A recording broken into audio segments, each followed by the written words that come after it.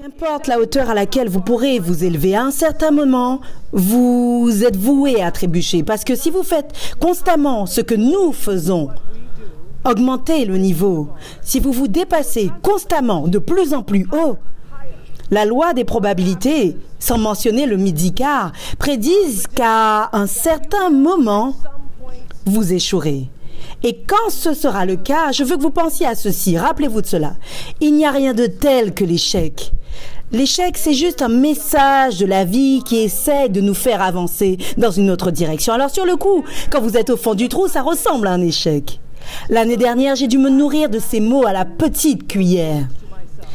Et quand vous serez au fond du trou, quand ce moment viendra, ce sera normal de vous sentir mal pendant un certain moment. Donnez-vous le temps de faire votre deuil de ce que vous pensez avoir perdu. Mais après, voilà la clé. Apprenez de chaque erreur. Parce que chaque expérience rencontrée, en particulier vos échecs, sont là pour vous forger et vous forcer à devenir encore plus qui vous êtes. Mais aussi pour vous permettre de comprendre quelle est la prochaine étape.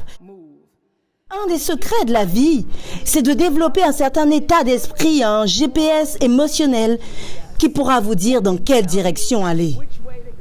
Vous cherchez des conseils pour réussir ou vous voulez tout simplement de la motivation pour pouvoir atteindre vos objectifs de vie et croire en vous?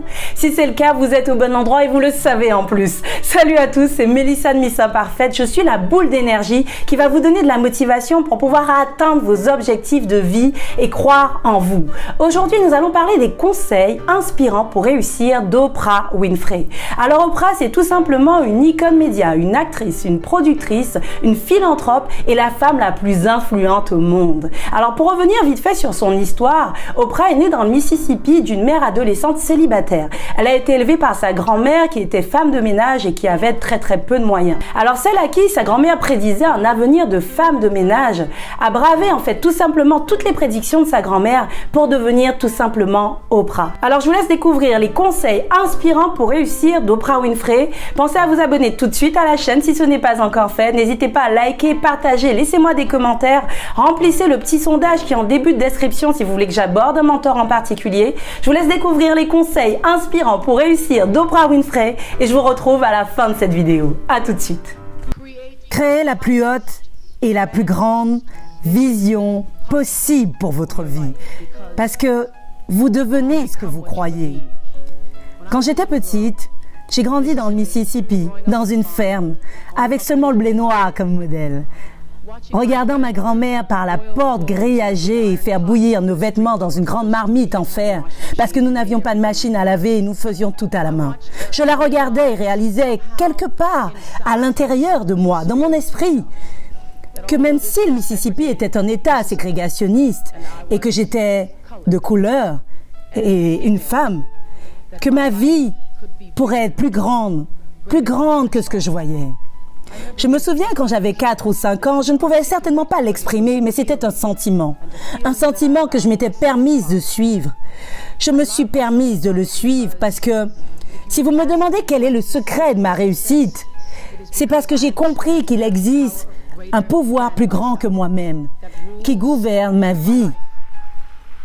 Et dans la vie, si vous pouvez maintenir tous vos efforts assez longtemps, dans les bons moments et les moments difficiles, pour vous connecter à la source, je l'appelle Dieu, vous pouvez l'appeler comme vous voulez, la force, la nature, Allah, le pouvoir. Si vous pouvez vous connecter à la source et permettre à l'énergie qui est votre personnalité, votre force vitale, d'être connecté à une force plus grande, tout est possible pour vous. J'en suis la preuve vivante. Je pense que dans ma vie, le fait que je sois née à l'endroit où je suis née, à cette période, et que j'ai pu être capable de faire ce que j'ai fait, témoigne de la possibilité, non pas que je sois spéciale, mais que ces choses peuvent arriver. Je pense que la chose la plus importante pour aller de l'avant revient à ce en quoi je crois sincèrement, et c'est la capacité de chercher la vérité dans vos vies. Et cela va dans tous les sens du terme. Vous devez être honnête avec vous-même. Vous pouvez exercer une profession parce que vos parents vous disent que c'est la meilleure chose à faire, parce que vous pensez que vous allez gagner beaucoup d'argent. Vous pouvez exercer une profession parce que vous pensez que cela va vous mettre sous les feux des projecteurs. Mais rien de tout cela ne vous fera du bien si vous n'êtes pas honnête avec vous-même. Et l'honnêteté viendra de votre capacité à suivre votre instinct naturel qui vous dira si vous êtes sur la bonne voie et que la réponse vous plaise ou non, vous ressentirez un sentiment d'accomplissement et de plénitude et de dignité face au monde, de telle sorte que vous saurez que vous posez les bonnes actions. Vous n'aurez pas besoin de demander à qui que ce soit quand vous faites ce qu'il faut faire. Vous n'avez pas besoin de dire « tu penses que c'est la bonne chose à faire ?» En fait, ça marche à tous les niveaux. Que vous alliez à une fête ou non, ou que vous choisissiez une robe ou un ami.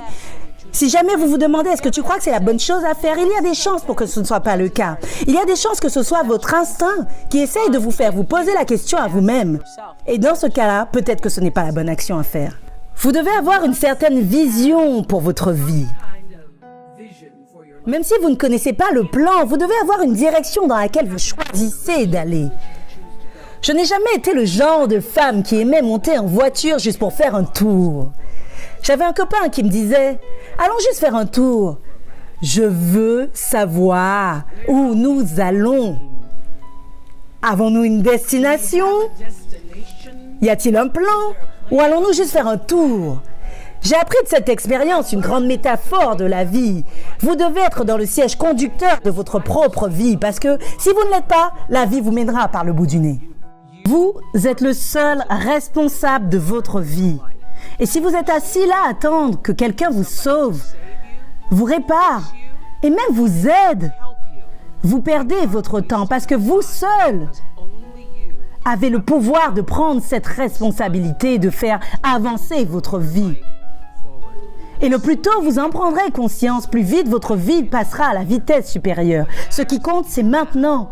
C'est cette période et votre volonté de voir ce moment pour ce qu'il est, de l'accepter, de pardonner le passé, de prendre vos responsabilités et d'aller de l'avant. Pour moi, réussir, c'est en arriver au point où vous êtes absolument à l'aise avec vous-même. Et peu importe le nombre de compétences que vous avez acquises, la capacité d'apprendre à dire non et à ne pas se sentir coupable à ce sujet, pour moi, est la plus grande réussite que j'ai accomplie. Le fait que j'ai fait tout ce que j'ai fait sous l'œil des projecteurs, c'est très bien. Tout cela fait partie du processus pour grandir. Mais pour moi, il est nécessaire d'avoir ce genre de force interne et de courage intérieur qu'il faut pour dire non, je ne te laisserai pas me traiter de cette manière. C'est ce qui construit votre réussite. C'est cette même exigence qui vous évite d'être maltraité dans votre enfance, qui vous empêche d'être maltraité à l'âge adulte, qui vous permet de vous construire une réussite pour vous-même. Je ne vous laisserai pas me traiter de cette manière. J'exige uniquement le meilleur pour moi-même. Vous avez le droit de dire non. C'est OK si vous dites non. C'est OK si vous dites non et que les gens ne vous aiment pas, il n'y a pas mort d'homme. Ce qui est le plus important, c'est comment vous vous sentez vis-à-vis de vous. Comment vous vous sentez vis-à-vis de vous-même. C'est un long combat. C'est une longue lutte. J'espère juste que le travail que je fais dans l'émission et les discours que je fais dans tout le pays permettront aux jeunes qui regardent cette émission d'en tirer des leçons plutôt que je ne l'ai fait. Parce que c'est douloureux. Parce que vous n'arrêtez pas de répéter encore et encore cette erreur jusqu'à ce que vous compreniez. Et ce dont je me suis rendu compte, c'est qu'à chaque fois que vous devez répéter la leçon, cela devient pire. Parce que je pense que c'est Dieu qui essaye d'attirer votre attention. L'univers essaie d'attirer votre attention. Et s'il n'a pas réussi à attirer votre attention la première fois, il va devoir frapper un peu plus fort cette fois-ci. Transformez vos blessures en sagesse. Vous serez blessé à de nombreuses reprises dans vos vies. Vous ferez des erreurs. Certaines personnes les appelleront des échecs. Mais j'ai appris que l'échec est vraiment la manière que Dieu a de dire « Excuse-moi, tu avances dans la mauvaise direction. C'est juste une expérience. »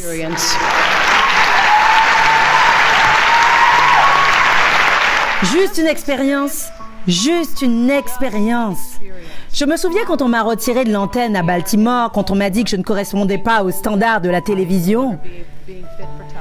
Et j'ai utilisé ce qui a été une erreur, ce qui a été perçu comme un échec dans ma carrière de présentatrice dans l'industrie de l'information. Et en effet, une carrière d'animatrice de talk show qui s'est plutôt bien déroulée pour moi. Quelle est votre plus grande frustration à l'égard des jeunes femmes dans notre société actuelle? Ma plus grande frustration n'est pas seulement vis-à-vis des jeunes femmes. Ma plus grande frustration va aussi à l'égard des jeunes hommes qui pensent que, et j'observe beaucoup cette tendance avec mes filles qui sont à l'université, ils pensent que la réussite est censée se passer en un claquement de doigts. Ils pensent qu'il n'y a pas de processus pour y arriver. Ils pensent qu'ils sont censés sortir directement de l'université et se faire un nom. Et je reconnais maintenant que mon nom est une marque, mais j'étais réticente à l'idée d'être qualifiée de marque durant de nombreuses années parce que je me disais, je ne suis pas une marque, je ne suis pas une marque, je suis une personne. Mais je ne suis pas devenue une marque en essayant d'être une marque.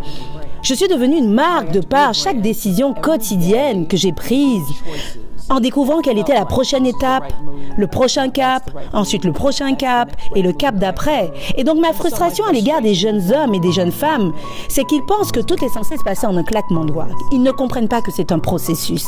Réseaux sociaux. Vous ne devenez pas rédacteur en chef du magazine Vogue sans travailler. Et travailler encore pour y arriver. J'adore la théorie selon laquelle se cachent 10 000 heures de travail dans le parcours de tous ceux qui réussissent. Soyez excellent. Les gens le remarquent. Voyez comme cela attire votre attention quand vous allez au fast-food et que quelqu'un vous donne une serviette de table en plus ou de la sauce. Vous le remarquez? Vous voulez retourner voir cette personne. Parce que même au fast-food, l'excellence se manifeste. Soyez excellent. Laissez l'excellence être votre marque de fabrique. Tout le monde parle de construire une image de marque. Je ne savais même pas ce que c'était. Quand les gens me disaient « Vous êtes une marque », je disais « Non, je suis juste Oprah ». Ce que j'ai remarqué, c'est que mon choix, à tous les égards, dans tous les exemples, dans chaque expérience, de faire ce qu'il faut et de faire des choses excellentes, est ce qui a créé mon image de marque. Il y a des années, j'ai fait une pub pour Revlon, pour une publicité qu'ils avaient appelée « Femmes inoubliables ». Et ce que je sais, c'est que quand vous êtes excellent, vous devenez inoubliable. Les gens se souviennent de vous, vous vous démarquez. En prenant de l'âge, j'ai appris à apprécier le moment présent. Et je vous demande d'en faire autant. J'ai demandé et je demande à tous les diplômés qui sont ici présents, je demande à tous ceux qui me regardent aux États-Unis et à travers le monde, de faire juste cette seule action. Ayez un journal de gratitude. Et chaque soir, listez 5 choses qui se sont passées dans la journée et dans les jours à venir pour lesquelles vous êtes reconnaissant. Ce que nous allons commencer à faire, c'est changer la manière dont vous regardez votre journée et votre vie.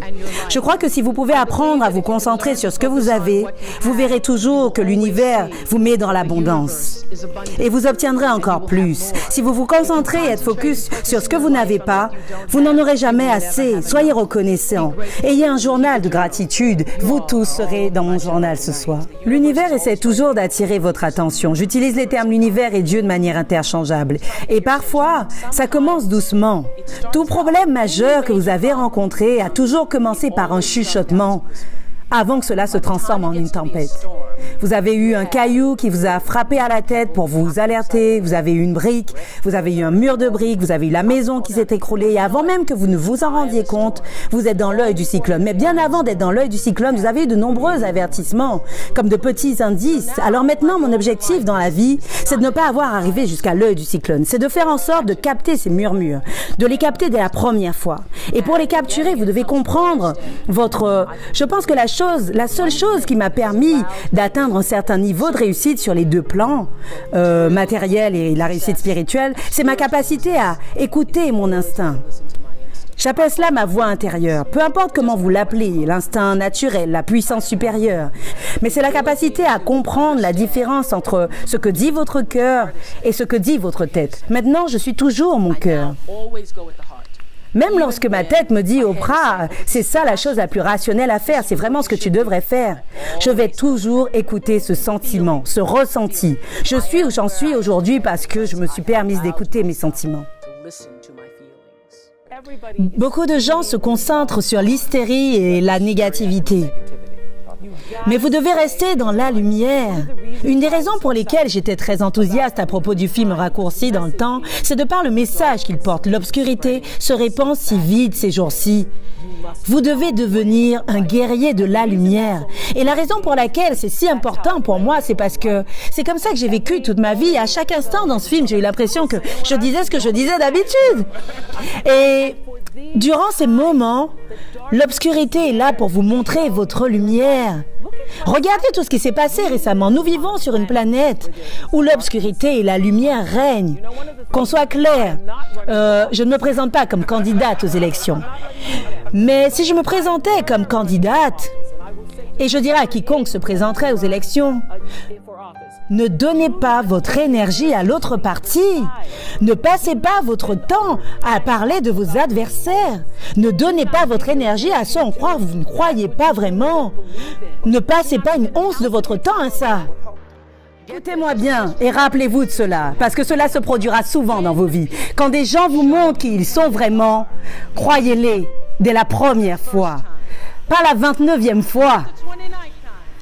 Quand on ne vous rappelle pas, la première fois, quand vous êtes maltraité, la première fois, quand vous voyez que quelqu'un vous montre un manque d'intégrité ou de malhonnêteté, la première fois, sachez que cela sera suivi de beaucoup d'autres fois.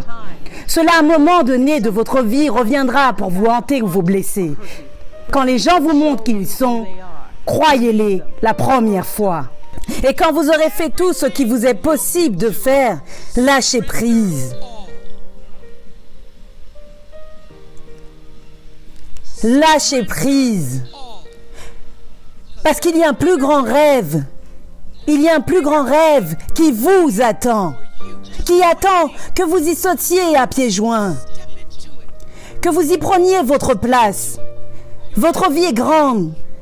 Votre vie est immense. Et nous passons tellement de temps à vouloir être dans la vie de quelqu'un d'autre. Et vous n'honorez pas votre vie. Vous ne lui êtes pas fidèle. Vous ne la célébrez pas en voulant ce que quelqu'un d'autre a. Parce que ce qui vous a créé a défini avec intelligence le rêve que vous aviez avant même que vos ancêtres sachent qu'ils deviendraient vos ancêtres. La puissance qui vous a créé veut que vous sachiez à quel point vous êtes spécial, à quel point vous êtes merveilleuse, à quel point vous êtes mystérieuse, à quel point vous êtes complexe, à quel point vous êtes glorieuse, à quel point vous êtes phénoménale.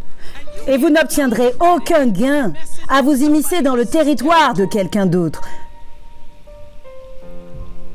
En essayant d'avoir le pouvoir sur quelque chose sur lequel vous n'avez aucun contrôle.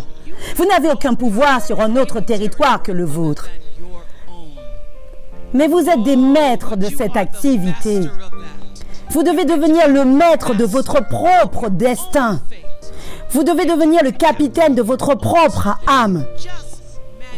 Et si vous réussissez à mettre ça en pratique, si vous vous occupez uniquement de votre champ d'action, toutes les glorieuses choses, merveilleuses opportunités et possibilités qui vous attendent arriveront.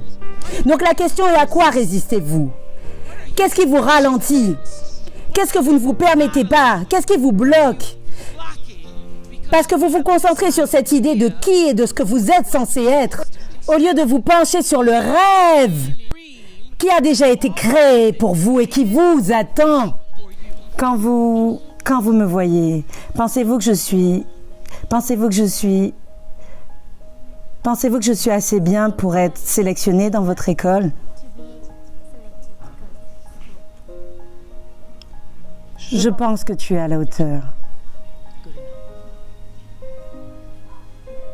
C'est la question ultime que nous nous demandons tous dans nos vies. Suis-je assez bien? Suis-je assez bien pour venir dans votre école? Suis-je assez bien en tant que personne? Suis-je assez bien? Et cette petite fille a eu le courage de poser cette question. Des questions sur l'école? Si vous veniez de finir le lycée et que vous deviez aller à l'université, qui aurait payé? Parce que tu veux aller à l'université? Oui, je le veux. Je paierai. Vraiment?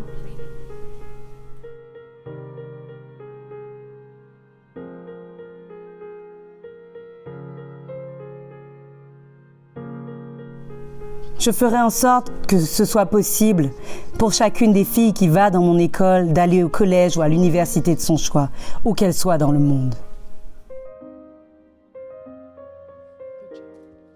Alors j'espère en tout cas que cette vidéo vous a plu et que les conseils pour réussir d'Oprah Winfrey vous ont inspiré et motivé. Alors moi, ce que je retiens de la vidéo d'Oprah, c'est tout simplement qu'elle se met dans des conditions de réussite. Et cela m'amène à la question suivante.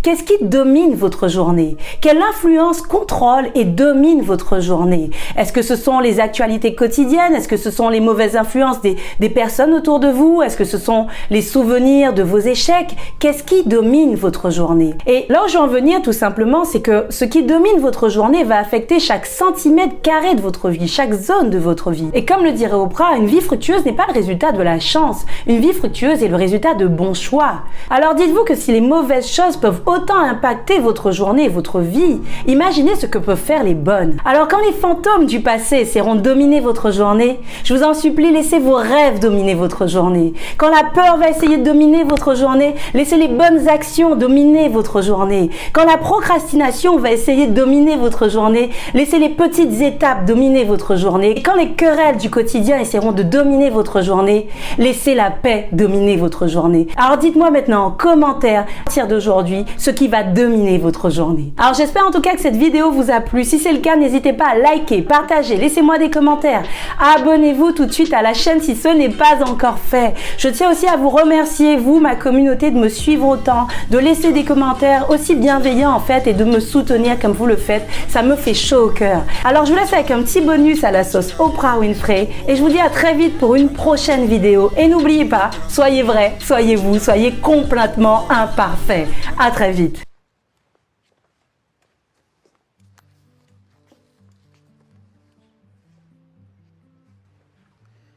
Chère beauté à la peau noire,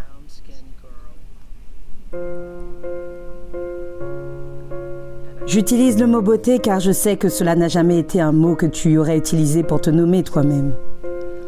Je te regarde dans les yeux et je vois la lumière et l'espoir que j'avais sur cette photo. Tu es sur le point d'avoir 20 ans. Tu prends la pause devant la station de télévision où tu as été récemment engagé comme journaliste. Tu as l'air calme, tu as l'air heureuse, mais je sais à quel point tu as peur. Et si je pouvais te dire quelque chose, ce serait « détends-toi ». Ça va aller, ma chérie. Tu es fière de toi, d'avoir obtenu ce travail, mais aussi incertaine que tu seras en mesure de gérer tes cours universitaires et un travail à plein temps. À faire les nouvelles, même si ta plus grande préoccupation en ce moment, c'est comment gérer ta vie amoureuse avec Baba. Oui, tu sors avec quelqu'un du nom de Baba. Et ce jour-là, tu l'as emmené dans les studios de la chaîne pour qu'il voie où tu travailles, en espérant qu'il serait fier de toi. Il semble peu impressionné, mais la vérité est qu'il est intimidé. Tu ne t'en rends pas compte parce que tu ne te vois qu'à travers ses yeux. Une leçon que tu devras apprendre encore et encore et encore, de te voir toi-même à travers tes propres yeux et de t'aimer toi-même avec ton propre cœur. Tu as passé trop de jours et d'années à essayer de plaire aux autres, à être ce qu'ils voulaient que tu sois. Je comprends pourquoi et comment c'est arrivé maintenant. Tu devras apprendre que les blessures de ton passé, violée à 9 ans, molestée depuis l'âge de 10 à 14 ans, être abaissée en tant que jeune fille par des gens qui disaient qu'ils t'aimaient parce que tu ne restais pas à ta place. et ne pas avoir eu le droit de montrer de la colère ou de pleurer, ce qui a endommagé ton estime de soi. Si seulement tu avais su comment traverser tout cela. Tu as réussi à te raccrocher à une croyance en Dieu. Et plus important encore, Dieu croit en toi. Ce qui sera, ma chère, ton seul et plus grand cadeau. Savoir qu'il y a un pouvoir plus grand que toi-même et avoir confiance en cette force pour te guider. La trajectoire de ta vie a changé le jour où tu as répondu à l'appel de Chris Clark. C'était le nouveau directeur de WLC TV. Savoir qu'il y avait une puissance supérieure, c'est ce qui te soutiendra, te comblera.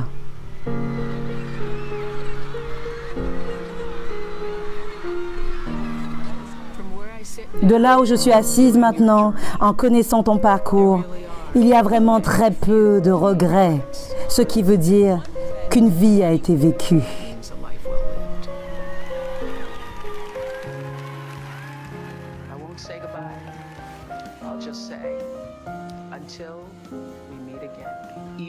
Et même à ces moments-là, j'ai compris que le succès était un processus et qu'avancer avec le flux de la vie et non contre serait ma plus grande réussite.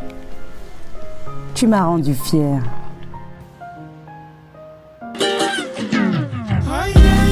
Bonita, Nanjia, comment va? Vanga, vanga. Bonita, Nanjia, comment va? Vanga, vanga. Bonita, Nanjia, comment va? Vanga, vanga. Bonita, Nanjia, comment va? Vanga, vanga.